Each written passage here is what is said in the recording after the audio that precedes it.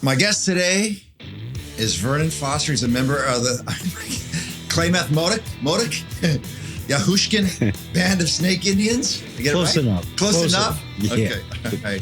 He's a very special brother. And he's a brother because we only say brother when we mean it.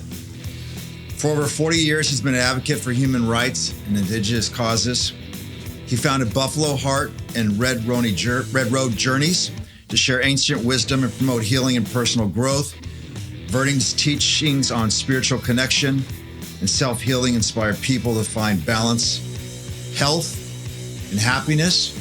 AIM gave them a reason to live, gave them a reason to step forward and say, I'm proud to be an Indian. I'm not ashamed to be an Indian. And that was the birth of the American Indian movement. And when I opened the door, there stood Depression. And he looked at me and asked me, can I come in? I said, sure, come on in.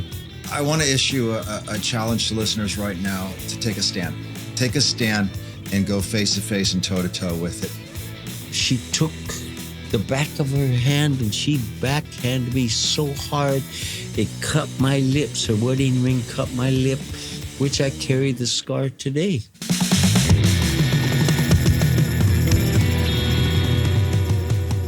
Welcome, Vernon. Thank you. Thank you. It's an honor to be here. It's, I thought we would just start with something you and I practice every morning. Thank you. Yes. Thank you. Yes. So simple. We just start in the morning, say thanks from the gate. And boy, there's a lot to cover with you, sir. So I want to set the stage for our listeners a little bit because I know you so well in your story. Alcoholic parents. Yes. Saw your father murder another man in front of you. You saw your father put a screwdriver in your mother. Yes. You saw a lot of things sexually that children should not see. You watched your brothers and sisters be taken out of your home to different places. And let's flash forward to, and we're going to come back to all this, when you and your buddy decided, you know what, life is too much for us, and let's go jump off this building. And what happened that beautiful night? Yeah, sure. You know, that was a whole change of my life. It was like I was reaching the end and no hope whatsoever. And I didn't realize, I look back at it now, but that was a total rebirth of my life. And it only took a few hours to make that whole change. I was ready. I was ready to end my life within moments when some situation took me out of that, put me in the hands of Native people, and that just opened the whole door for my life. And from that moment on, I've not only given life to myself, but from that moment on, I started giving my life for others as well. Yeah. What a change. What a change. Now, but I want you to tell the story of what happened when you went up there with your buddy in the White Castle and going to the Indian Center, because it's so powerful. Yes, but the way things were going throughout my childhood, such dysfunction, and, you know, that sense of losing hope. My friend and I met a friend, and he had a similar life story as I did, not as intense, but similar. And together, we became such good partners that we decided to do everything together. And one of the things that we decided to do was to end our life. This was in Minneapolis. By that time, I was in Minneapolis, Minnesota. And the tallest building at that time in Minneapolis was the INS building, the Sears Tower. And my friend and I, we shook hands one afternoon after a long period of talking and just kind of reminiscing about our lives. We shook hands and made a pact that on Thursday night, and it was Tuesday afternoon that we made this pact, that on Thursday night we were going to climb to the top of that building and we were going to jump off. So we did. We met Thursday and we climbed the building and got to the rooftop and high as we can get and sat on the edge and dangled our feet over the edge. And you know, when it comes to that kind of situation, nobody wants to die. We just lose hope. And that's where we were. And as we were sitting there, because we had that no hope, we're also stalling. Nobody wants to die. Nobody wants to jump off a building. Right. So we were stalling. And in that process of stalling, we started talking about our lives and kind of got to a point where we were feeling sorry for ourselves and we're going to do this. We've committed ourselves. There's no backing down. We're going to do this. And so as we sat there reminiscing about these things, my friend looked at me and he said, "Vernon, I'm kind of hungry." So I looked at him and I said, "You know, I am too. Why don't we go down to White Castle, get some hamburgers, come back up, and we'll sit here and eat our hamburgers, then we'll do it." So we went down to White Castle, and of course, White Castle was closed. So the hamburgers weren't available. But we did know that there was a meeting that was being held every Thursday evening by Native people. Had no idea what this meeting was. All we knew where the building was, and we knew that after they get done meeting, they would have snacks and food and sandwiches where everybody would partake. So my friend and I, we decided, well, we're just going to go in the building, go to the table, and start loading up on some food and go back to the INS building. So we strolled down Franklin Avenue, and we found the meeting place, small little side building. And we went into the building and went directly to the kitchen, to the table, and started loading up on cookies and sandwiches. And I was reaching for a bologna sandwich. And this big hand grabbed my wrist. And this guy had a huge voice, very native accent. He goes, what you boys doing? And of course, he said, "We're getting some food." And he looked at us right in the eyes. Big guy. He stood 7'1", broad shoulders. He was from Porcupine, South Dakota, a big Lakota boy. And he said, "Well, you boys can eat, but first you have to sit and listen to what is being spoken in this meeting." So he grabbed us and took us to the front and sat us on both sides of himself, make sure that we weren't going to get away. And we sat and listened, not knowing what was happening. Now, see, I didn't grow up with Native people. The only Native people I ever saw was on television, the old Westerns. That's what I pictured as Native people. And here I was, sitting in a room full of men with red headbands and red berets and long hair and braids and chokers. And what I saw was sitting right in front of me, what I've always seen on television. Here it was. I had no idea what was being discussed, but I knew they were angry. And I sat and listened, and I connected. One was because they were Native people like myself. Brown skin, dark hair, long hair. So I made that internal relationship. And following the meeting, we got to eat. And fortunately, this man, this big Lakota man, his name was Roland Randall, and he befriended us, took us under his wings. We went and stayed with him for a few weeks. And he just started to talk about the meeting that we participated in. And he said that meeting was a movement for Native people discussing. And at that period of time, they didn't even have a name for their movement. Mm-hmm. Somebody suggested CIA, Concerned Indians of America. And then somebody opposed that and said, wait, no, there's already a CIA. And then I remember watching this grandma stand up and she said, you boys are aiming to make change for Native people. Aiming, shooting your arrow forward. And then somebody said, AIM, American Indian Movement.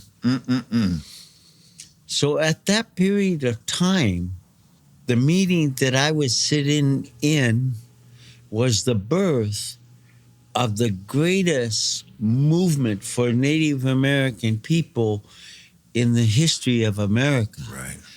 And from that day on, I began to relate to the American Indian movement and started to participate in the movement activities, which at that time was isolated to the streets of Minneapolis.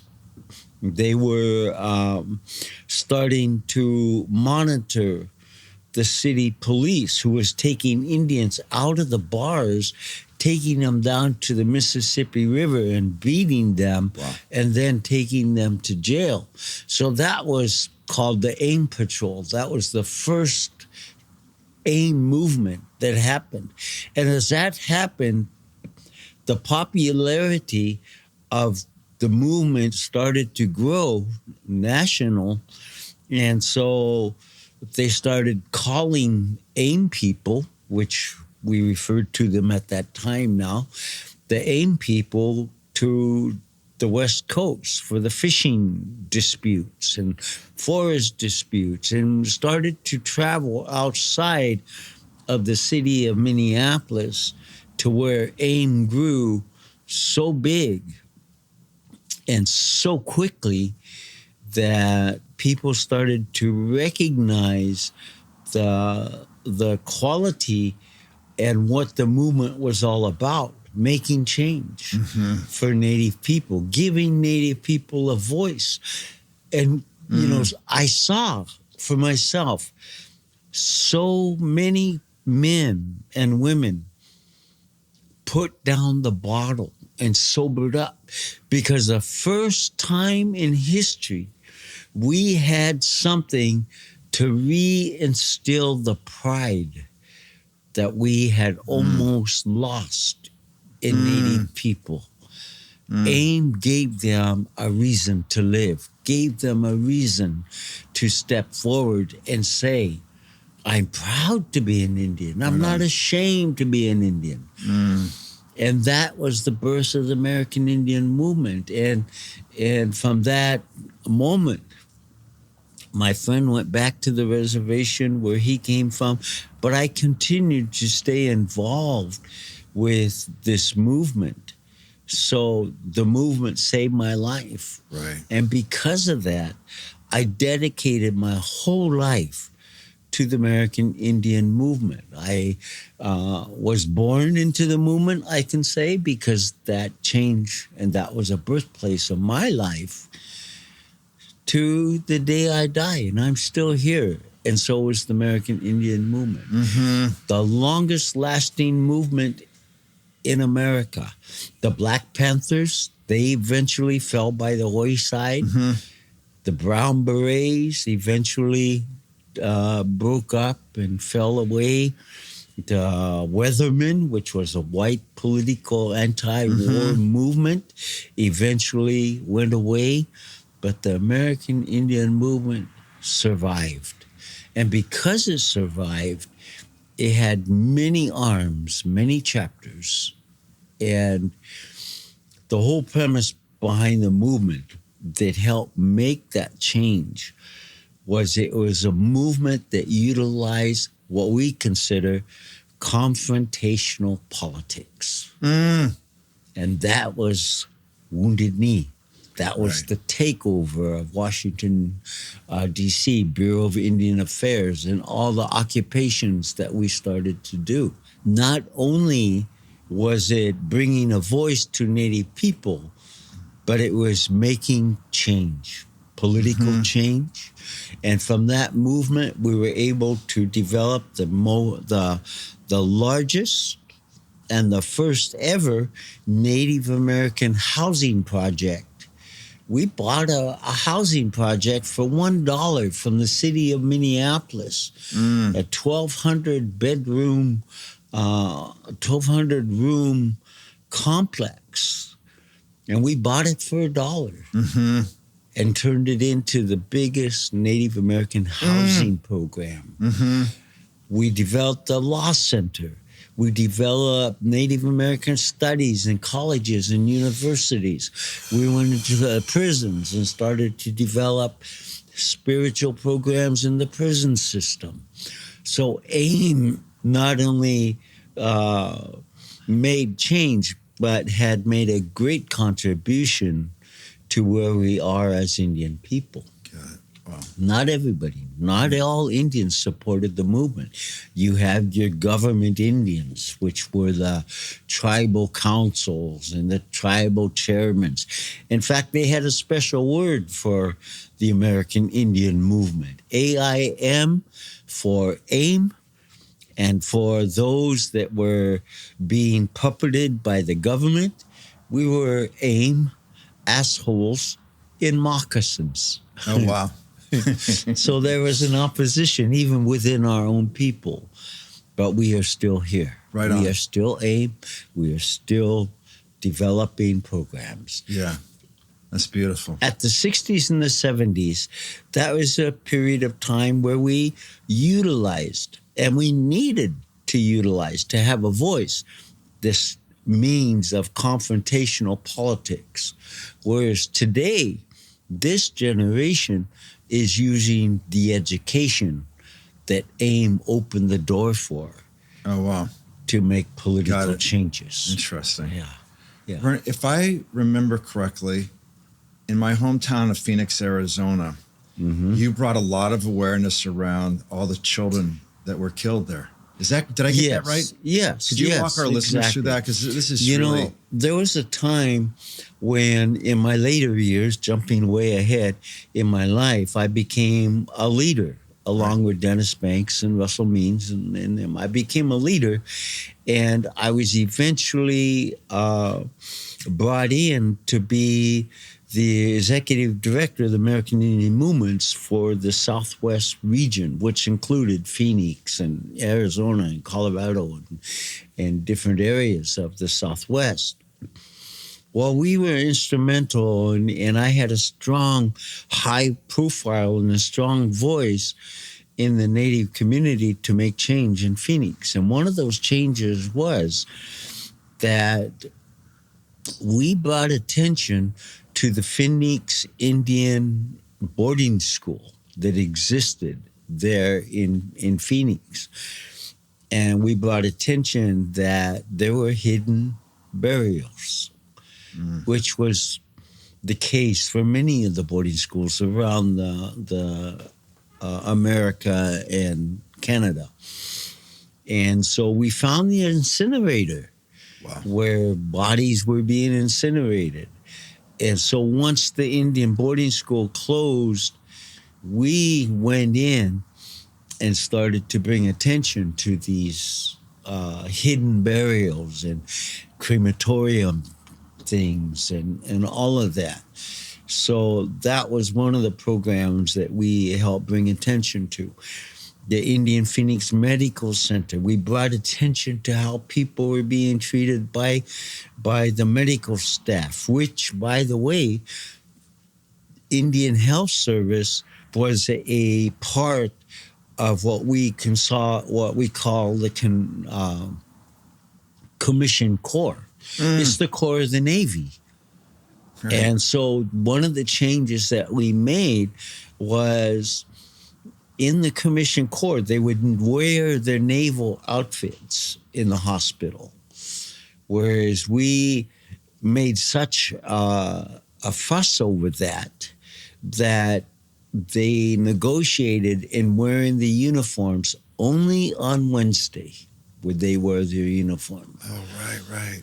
That was a change. We brought attention to, at that time, we were taking labels that we have lived under for so long and started to bring attention that some of these labels that we were under are derogatory terms. Squaw Peak was a big mountain in Arizona. It was the American Indian movement of Arizona that started to bring attention to that. And we did it in the proper manner. We met with the forestry department that is in charge of, city names or names of mountains. So eventually the name changed. Now it's Pyascoa Peak. And Pyascoa was the first Native American female to be killed in Desert Storm. Oh, and wow. So that mountain was named after her. That's interesting. A Hopi woman. And so that was one of the change. I personally repatriated from, at that time, it was Governor Symington. I repatriated pottery. Oh, yes. Burial pottery from him. I love this story. Thank you. And what happened was we got word that he had in his collection burial pottery. So when he was being convicted for tax evasion and they started auctioning off all his goods, I and myself and 12 other members, the American Indian movement, we showed up at that auction knowing, and prior to that, we had a connection in some of the news media. So we contacted the news channel, set up a press conference, and attended that auction. And I was sitting there, and they started to auction off all his belongings. Then came the pottery. I knew we would never be able to afford that pottery. But we weren't there to buy it. We weren't there to get it. We were there to make a statement. So the auction opened up for his pottery. And I was the very first one that stood up and said, I auction $1 for that pottery. And that kicked off the whole auction for this pottery. And there was a man behind me that was building it up. And finally it settled for $1,200. I thought, our work is done. We're going to leave.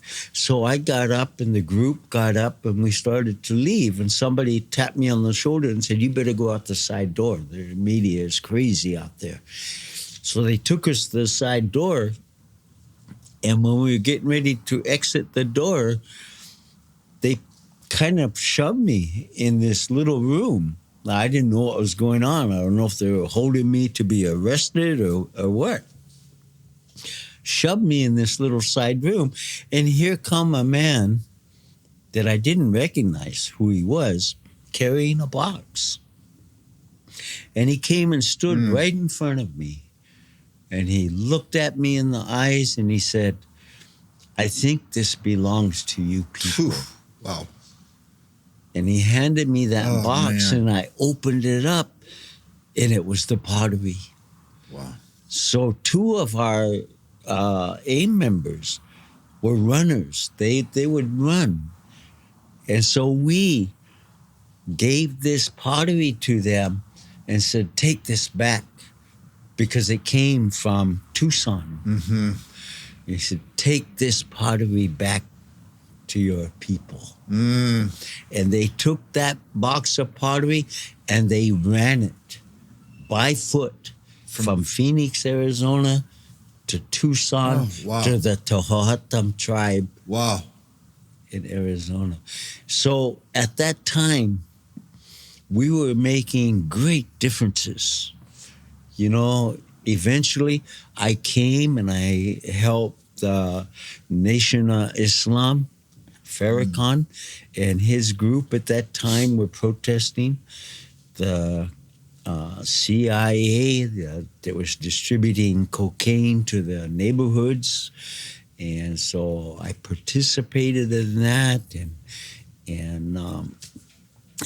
So my action, being on the front lines as a leader of the American movement, has also made great change. So a lot of my listeners are going to want to know, Vernon, how did all the trauma, all the heartache, all the unrest,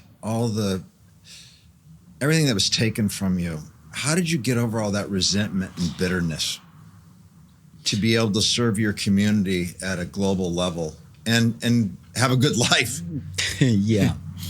I think, as I got involved with the movement and as I started I didn't drift away from the movement, but I drifted away to start my own life. And in that process, I started to work in the mental health field. And through that, I started meeting and working with medicine men and medicine women. And that made a great impact in my life.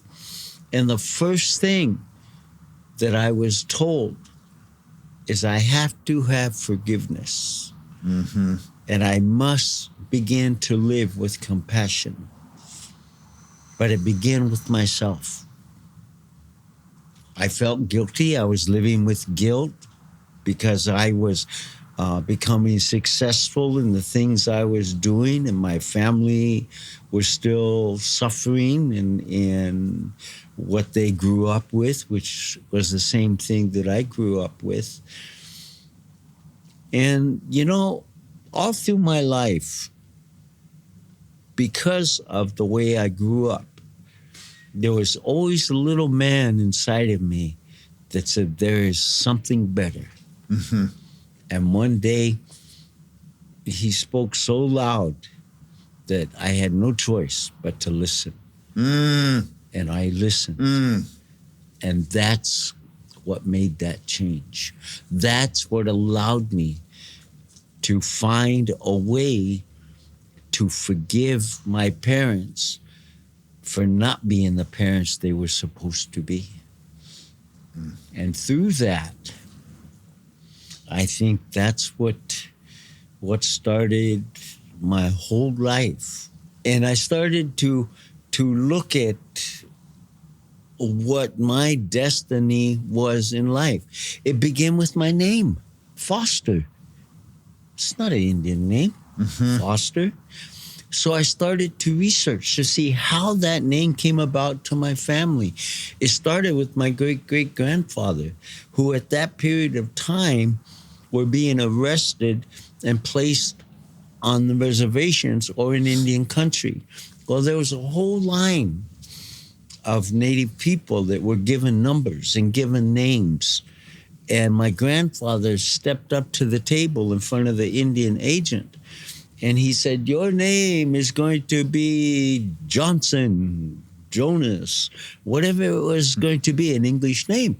And my grandfather said, no, us Indians, we have names that have great meaning. Mm. I am not taking that name.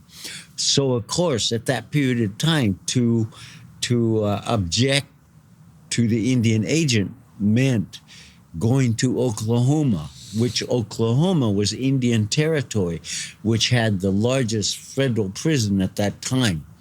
And so my grandfather, he physically reached up on the table, shackled his own arms and legs, and said, take me to Indian country. Wow.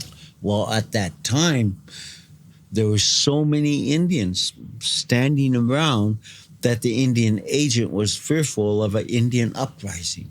So he called one of his military men, and he said, Private, come. And the private came. He said, what is your name? He said, Private Foster. Private Foster, sir. And he said, what does that mean? He said, it means to nurture, to care for something, to take care of it, to foster in its life, foster its growth. And my grandfather was listening to this. He said, I take that name. So he was given the name Foster. Oh, wow.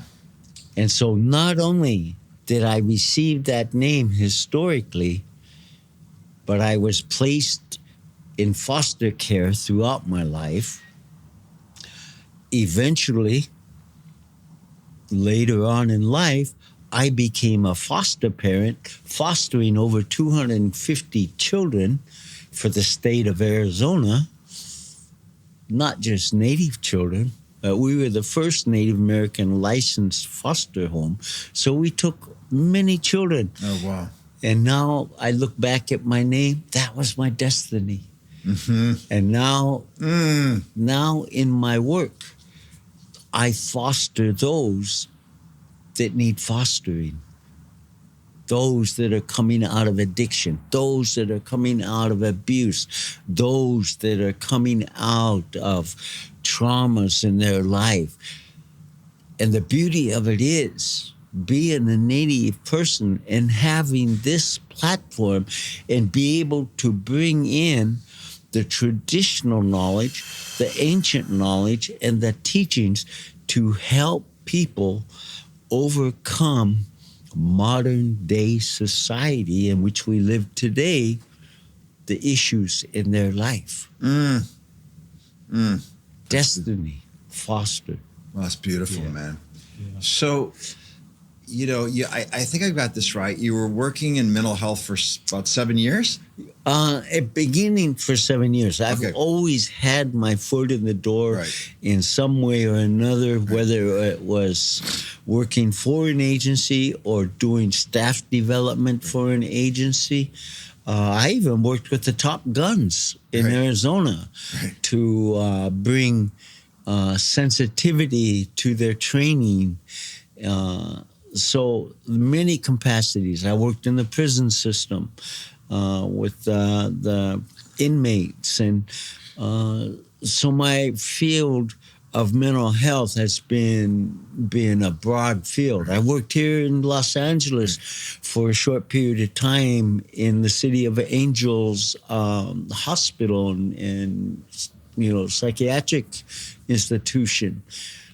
So I've never lost the connection of mental health. I've just been able to implement ancient teachings to help us understand what mental health is. Well, one day when you were in your office doing your work, Hollywood came knocking.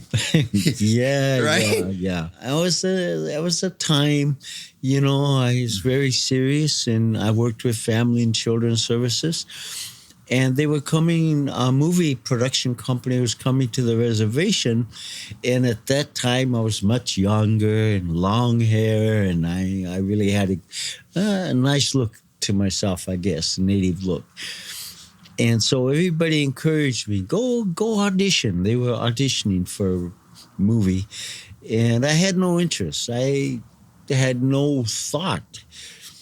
My work was the mental health work. So I was sitting there and I was writing a report.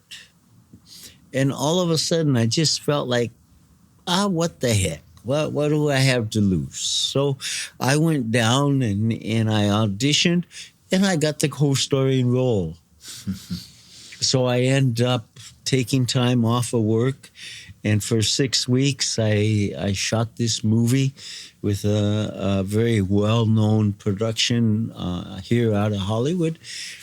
And after the movie was completed, and in that period of time, I made a really good friendship with the actor who was Tim McIntyre. His father was the old wagon master from Wagon Train and very famous Western actor. Now, Tim and I made such good friendship that we stayed in touch all the time. I continued for another year and a half working with Family and Children's Services. And then one day, I just got the feeling. Tim convinced me to move to Los Angeles. So for a period of time, I left Family and Children's Services, moved to Hollywood, got an agent, and started doing television and motion pictures and music productions, music videos. And for 10 years, I stayed with that. In that process, you know, when people start out first in the Hollywood business, they end up waiting tables. Well, I couldn't see myself waiting tables. So I got a private investigation license. Right. So I became a PI, a bounty hunter, and I worked in LA, running the streets of Compton, looking for people and whatnot, all the time doing motion pictures. And so I lived that period of time doing a lot of motion pictures. And the beauty of it was keeping connection with the mental health field. I made such good friends with celebrities that I began to, once I stepped out of the Hollywood scene, continue to stay in touch with them and utilizing them to fund the programs that I was developing. So I made great friendships with many actors and celebrities, and they've helped to provide funding for some of the programs that I developed. And so I continued, you know, and I surprised myself because I thought when I was done with the Hollywood scene, then that was it for me. No more Hollywood, no more that. Last year, I had a call from someone here in a production. They wanted me to come and do a Netflix film called The Django. And I had no interest. And I said, you know, I haven't done this for many years and I'm not really interested. And he said, oh, we really want you to come and fulfill this role. And I wrote them a rejection letter and they said, okay, we understand. And a couple weeks later, I got this email saying, we really would like to have you. So I agreed. So the last film that I did was last year. Good for you, man. It just, you know, and I never wanted to get locked into something that would take my life away. So everything I did, and I had this concept in my mind, I was going to do whatever I wanted to do or whatever I was guided to do and be successful at it. And you know, I'm happy to say I have. Good for you. Let's talk about your great story when you talk about depression knocking on your door. You know, I utilize, and this comes from the Native American aspect of things, being able to take issues, not of just my life, but people's lives, and utilize it in a means of storytelling. And one of the stories is the story of depression. Sitting in my room, and let's go back for a second. The way I grew up, the way I was placed in foster home after foster home after foster home, it was inevitable. I had to have depression in my life, and I did. And I didn't recognize it until it come knocking on my door. I was sitting in my room by myself in my apartment, and I received a knock on the door. And when I opened that door, there was depression.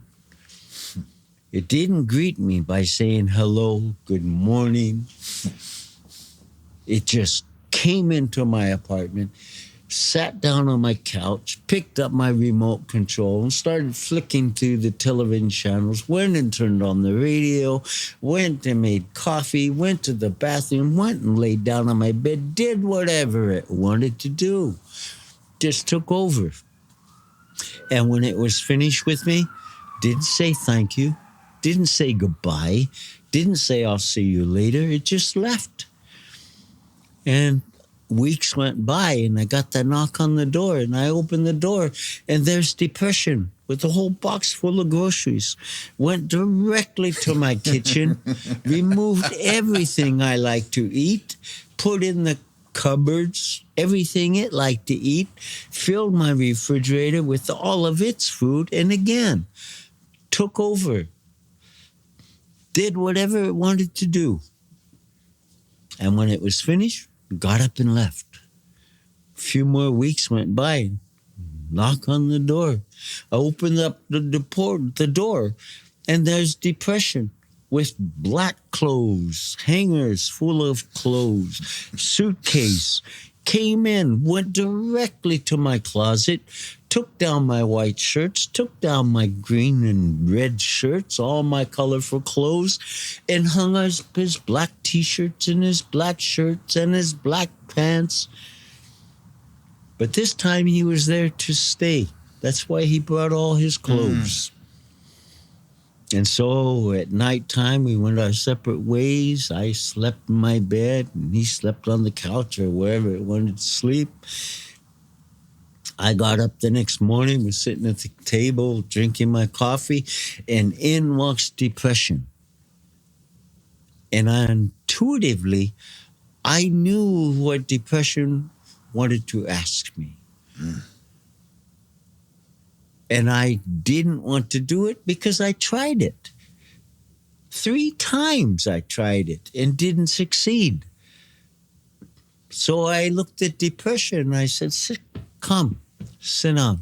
We need to talk. I said, listen, this is my apartment. It's my coffee, my closet full of clothes, my television. This is mine. Now listen, you're welcome to come here anytime you want. But when you do, you have to follow my rules. And with that, depression got up, looked at me, and said, I respect you. And I'm thinking, why? Look at all you've done. Why? And the reply back was, you stood up to me. Right on. And I looked at depression and I said, I respect you too.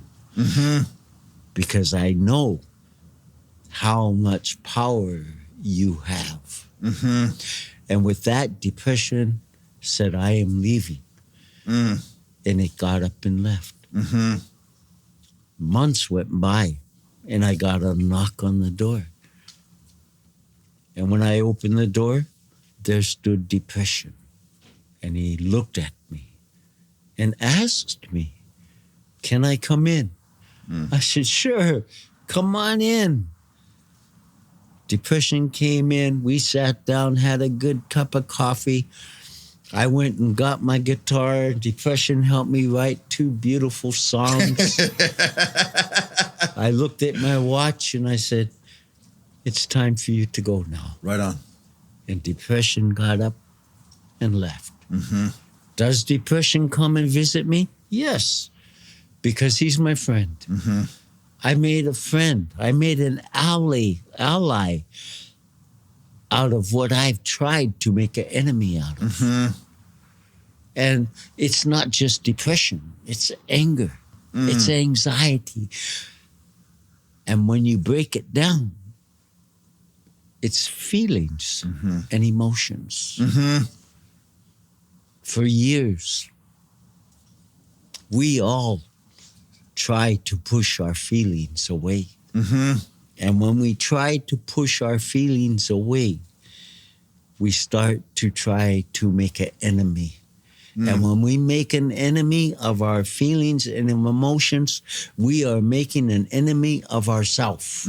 So anything we try to do and anything we try to do good, we oppose it because it's an enemy. And we don't look at the good side, what should be our ally. And that's a story that I developed. to bring across the concept. Stop fighting yourself. Yeah, right on. Yeah. Yeah. I want to issue a challenge to listeners right now to take a stand. Just take a stand against your alcoholism. Take a stand against your acting out sexually. If you're a cutter, if you overeat, if you gamble, if you're prone to self-negativity, self-talk, take a stand and go face-to-face and toe-to-toe with it. Yes. Right now. Yes. Right now, I invite you to do that through our great teacher here. Now, I want to move into this, Vernon, because I think people, you and I talk about this a lot. You know, we've been blessed to have success. We've been blessed to have long-term sobriety. We've been blessed to, you know, not live in the war zone. Mm-hmm. Mm-hmm. And what people don't understand is we have to work on it every single day. And you and I both still have triggers. And one of the stories you talk about is the ketchup bottle. Yes. Would you mind telling that story? Ketchup, a bottle of ketchup. Very simple, but so traumatizing to me. Because I was in a home, a foster home, in which at that time, you know, it was supposed to bring love, nurturing, and those things to us. Well, it was my duty, it was my job to set the dinner table for the evening dinner. And I did, just as always. Put everything on the table that was supposed to be there. The bottle of ketchup, the salt and pepper, the butter, all of those things. And my foster mother came in and she looked at the table and she looked directly at me and said, "Where's the ketchup?" I said, "It's right there. It's on the table. I put it on the table." So "I don't see the ketchup." I said, "It's right there." And as soon as I pointed my finger to the table, she got offended and she said, "Are you talking back to me?"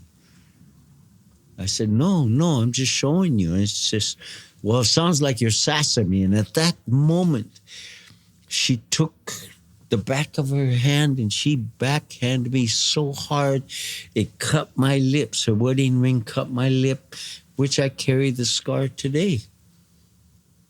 Such a traumatic experience. I was telling the truth. Mm-hmm. Mm. And here I was being called a liar when it was right there. You know, out of all the abuse I experienced, I overcame that. I see a bottle of ketchup and it triggers a memory. You know what's so traumatic about that memory was I thought I was loved. I thought I overcame all those things and was being trusted. And here, at that very moment, when I had already settled in my mind, this family loves me, they take care of me, they watch over me. And through that moment, violated me and took all of that away. Right. And so when I see a ketchup bottle today, it triggers that memory. But you know, fortunate, being the survivor that I am, I'm able to go to that memory, but not get stuck in it anymore. Yeah, right on. Exactly. You know? Right. And we all have triggers. Sure. The weather, the sound of someone's voice, a color. We all have these triggers. And it's a matter of being strong enough to not deny those triggers, but to go back to that memory and not get stuck, knowing you can always come out of it. Beautiful. Vernon, how do you mix ancient wisdom with today's lifestyle and your teachings? I mean, you're doing it now. Could you break that down a little bit more for us? You know, the most simple and the most powerful thing that you can do for yourself to begin the healing process is to say thank you. Mm-hmm. You know, I was forced to recognize that because 2 years ago, I had a major heart attack that almost took my life. And as I look back, perhaps I was taking life for granted, not taking care of myself, just living spontaneously. And it wasn't until I had that heart attack that I realized in my age today, I cannot afford to not say thank you. Mm-hmm. I have to be thankful for every day that I have.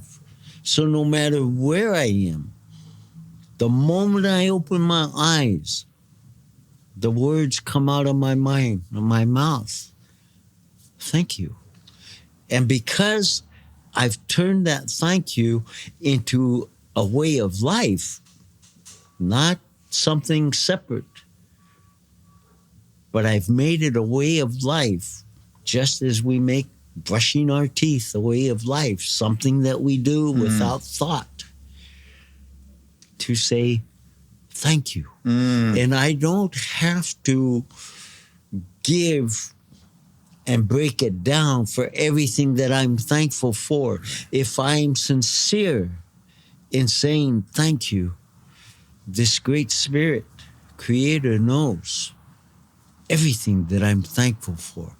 That's the most powerful thing you can do that comes from ancient teaching of the value of gratitude is to say thank you.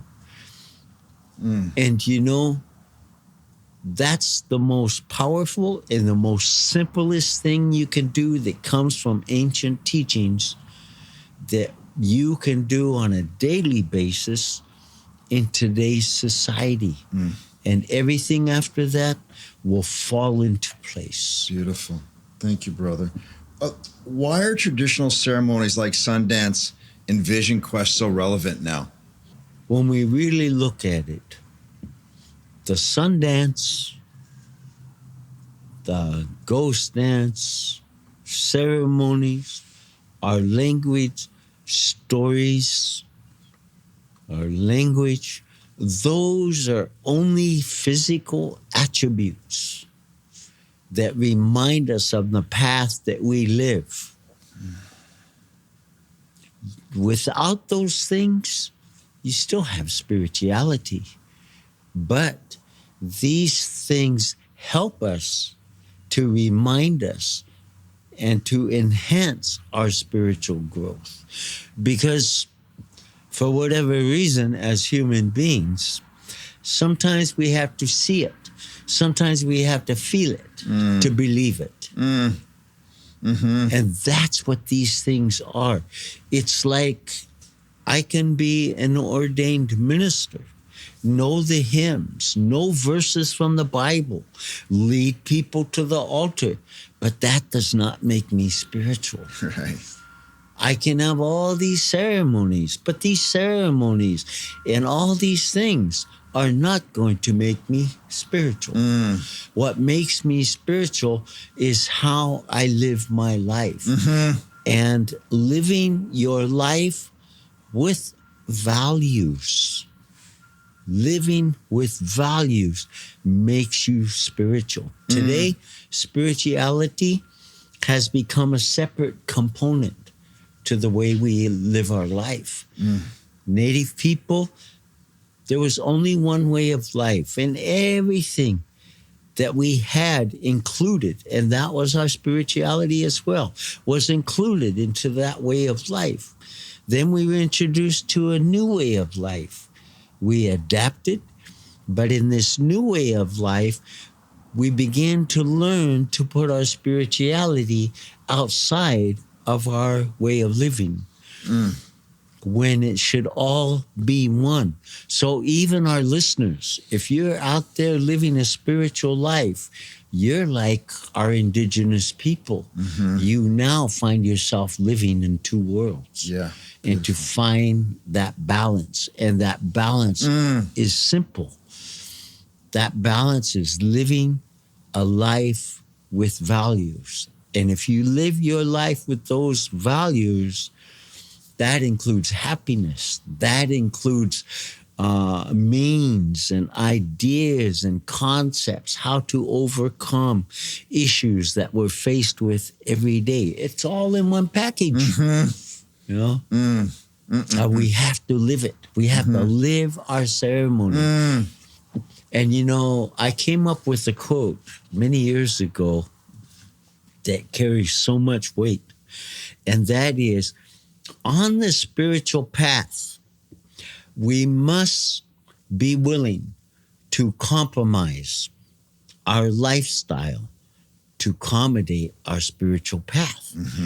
But we must not be willing to compromise our spiritual path to accommodate our lifestyle. Straight up, brother. Yeah. Whew, whew, whew, whew, whew. Let's keep on that theme. Can we talk about, you talked about it on Saturday at the workshop here at Shell, grandmother's blood.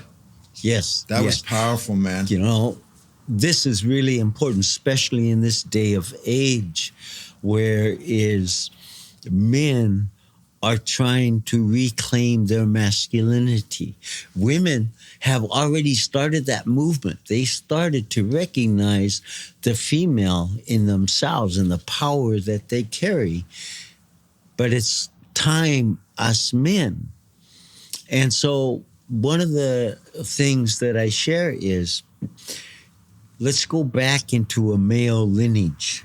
Every man has a grandmother, a mother, a great-great-grandmother, and a great-great-great-great-grandmother. And that great-great-great-grandmother, she drank the water from the springs, from the streams. And when she put that water in her body, it turned into her blood. And through generations, that blood is handed down. Even in the male lineage, I have my great-great-grandmother's blood in my body. And when we have that component in our body, that basically is saying, I have a female inside of me. I have my grandmother. I have my mother. I have my sisters. I have my female lineage in my body. And I recognize that because it is through my great-great-great-grandmother that I have the ability to be a sensitive male, to be a gentle male. And because I recognize that, it allows me the gift that our women already have, but I've been able to acquire, is intuition. Male intuition comes from your great-great-great-grandmother.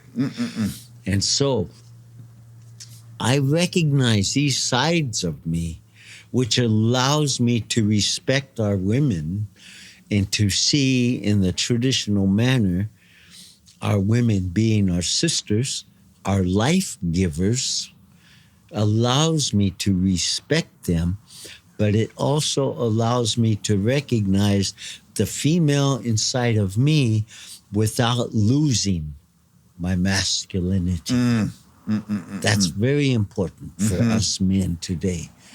That's beautiful, man. Thank you. You know, we talk a lot on the show about boundaries. Yes. And the power of this word called no.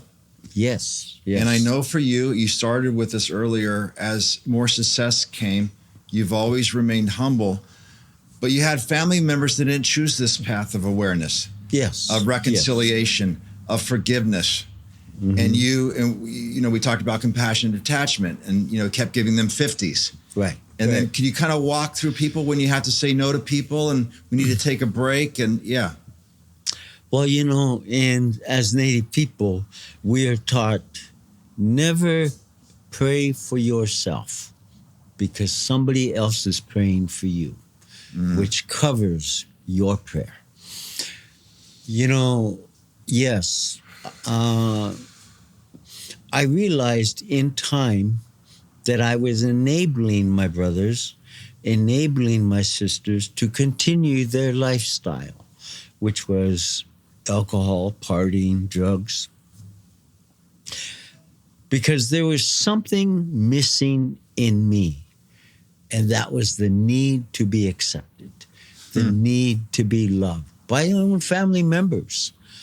And because of that, because I was working so hard at that, I didn't have a life. Mm-hmm. It was their life I was living, not mine. It wasn't mine. It was their sickness that I carried, not mine. And I had to realize that, and I had to cut them loose in order to find that. And I realized, and going back to your question about ceremony, that's what ceremony is all about. Mm-hmm.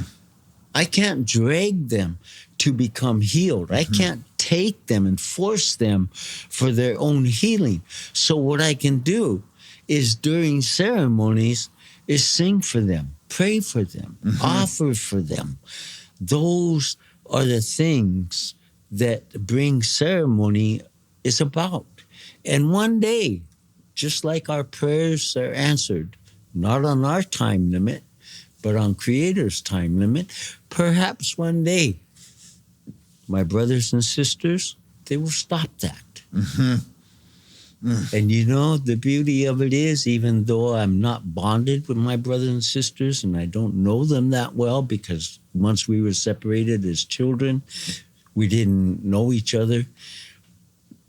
I know my sister is no longer drinking. She's older than I am, so maybe age has to do with it, but I don't think so. I think prayer had to do with it. The more I offered at ceremony for healing for my sister, and the more I prayed for her, I think what I see today are the results of that. Beautiful.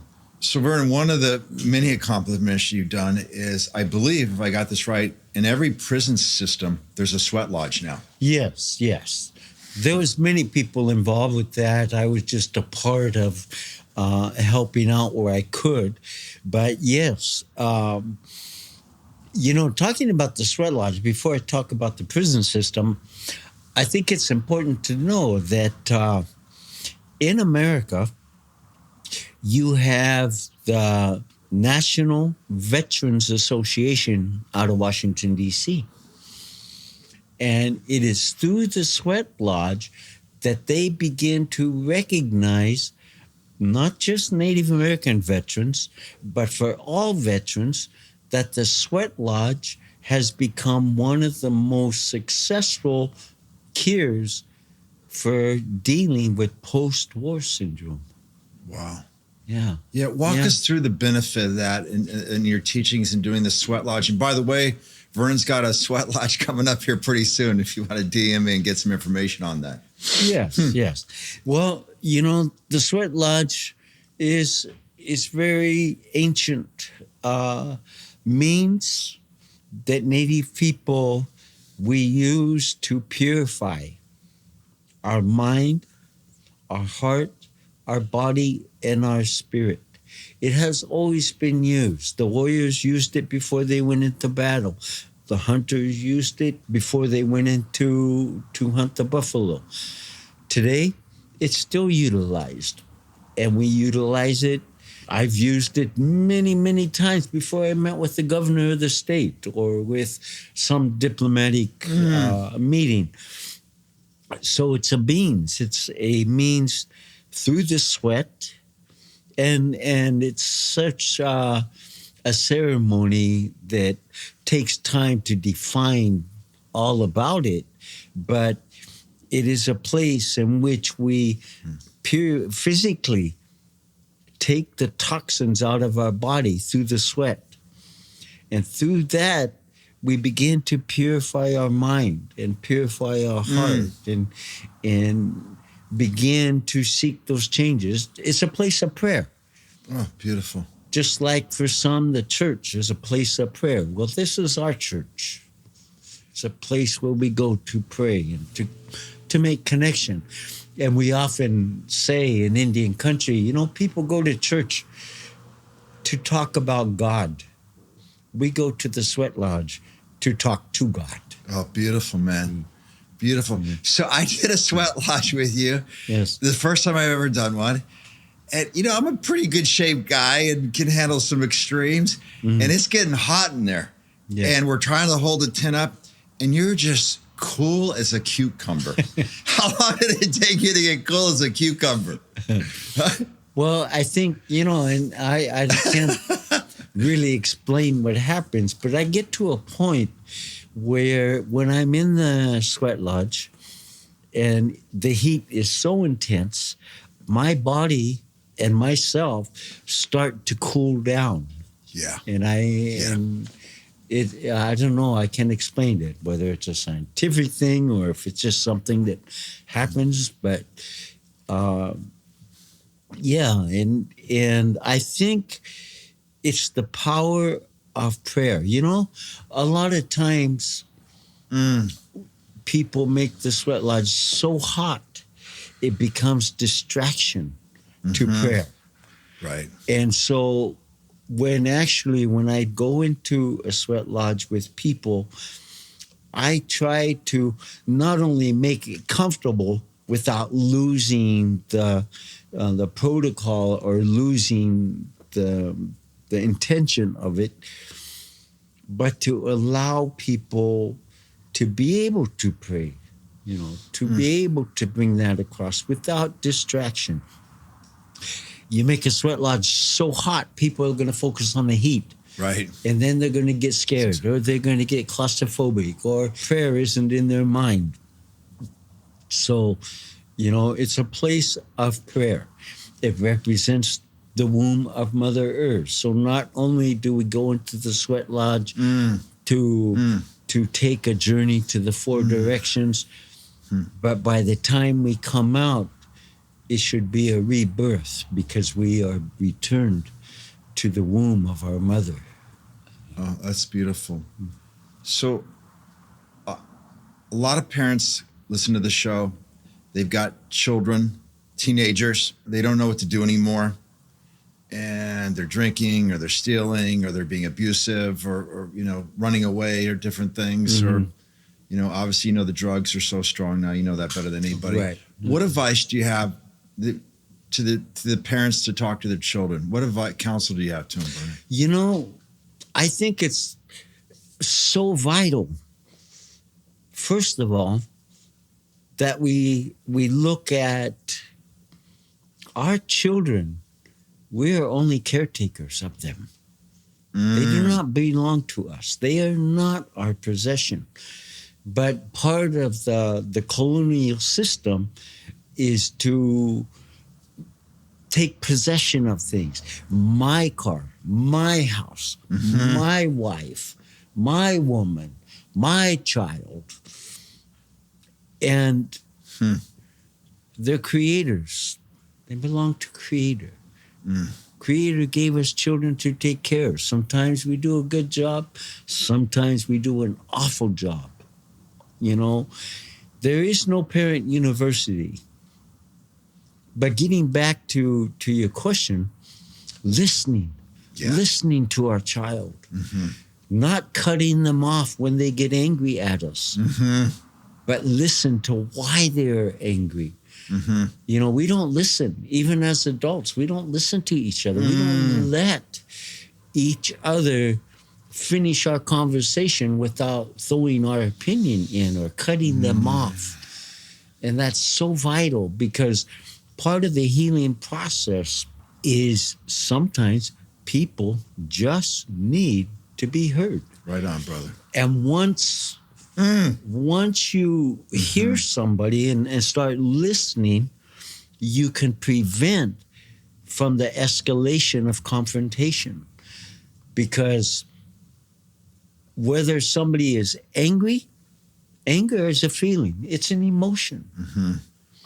And through anger, we oftentimes escalate where we start battling each other.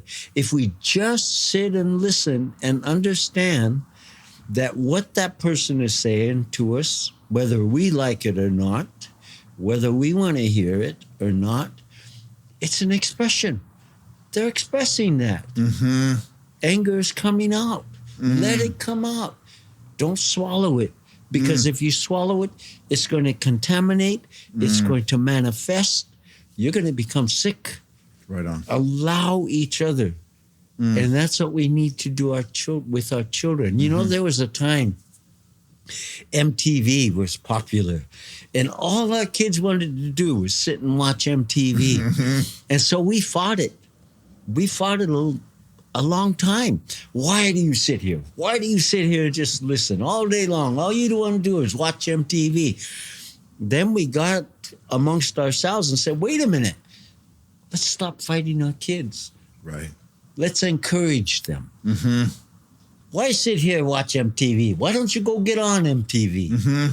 And then pretty soon they got interest in music. They got interest in that. And now our kids are all over. Yeah. We have great actors, great musicians, because we stopped fighting them and we encourage them. Just like in our life, we encourage to take the things that are bad in our life and be able to turn that around, see the other side of it, and utilize it. That's beautiful. Where can people find you, Vernon? I don't know. I love that about you. I think I'm not up in technology yet. So I do have a Facebook that I communicate through Messenger. So if somebody befriends me on Messenger, I try to keep my Facebook for that so that we can follow up on sessions, private sessions. We communicate through Facebook. I have an Instagram. I have a website. I don't know the address to those things. But if they're interested, I can get you the information. We're going to find it. And then you could pass it on to the listeners. All right. We just got a couple minutes left. Sure. One of the things I love about you is song. Can you take us out in song? Do you know the one we do in the beginning of ceremony? Tankashe, you know? Pilamia. Yeah. Thank you. Do you mind? Do you mind? No. For you listeners, this is a song that can help you and carry you throughout the day. And if you sing this song, you are giving thanks for every moment of your day. And it's very simple. Pilamia, and we say Pilamielo, which means thank you. This is Lakota language. And Tonkashila, which is grandfather, the great mystery, the great spirit. So if you can follow the melody, you can pick up the words. Pilamayelo,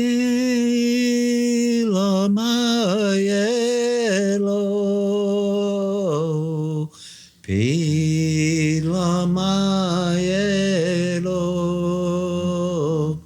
Pilamayelo, hey, Tonkashela, Pilamayelo, Pilamayelo, hey, Pilamayelo,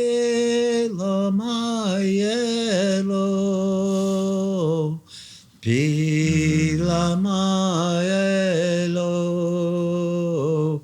Pilamayelo, hey, Tonkashela, Pilamayelo, Pilamayelo, hey. You know, you sing these songs and you put feelings behind these songs, they will have the results that you are seeking. Your life, for you listeners, is very simple. You just have to follow your heart, listen to your heart, exercise your heart in becoming a part of your mind so that they could work together in balance. Your mind and your heart, they are meant to be compatible. And compatibility only means working together. Your mind, your brain, that is your strategist. It tells you how to do things. Your heart, that's the intuitive side of yourself, tells you what you need to do. That's the balance. Thank you for your time. Thank you for giving me this opportunity. Seano, thank you for bringing me here today. And I hope to hear from you. I hope to follow up and be able to share with you more. Thank you, brother. Thank you, Creator. The Seano Show is a production of iHeart Podcasts, hosted by me, Seano McFarland, produced by Pod People and 28th Ave. Our lead producer is Keith Kornelek. Our executive producer is Lindsay Hoffman. Marketing lead is Ashley Weaver. Thank you so much for listening. We'll see you next week.